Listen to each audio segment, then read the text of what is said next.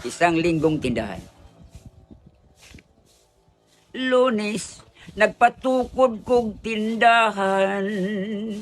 Martes, nangumpra na kog daghan. Miyerkules, akong tindahan, giablihan. Huwebes, gihurot lang og utang. Biyernes, naningil kos mga utangan kay walay mibayad bisan og data na lang. Sabado, walay halin bisan og piso. Pag-abot sa Domingo, akong tindahan na sirado.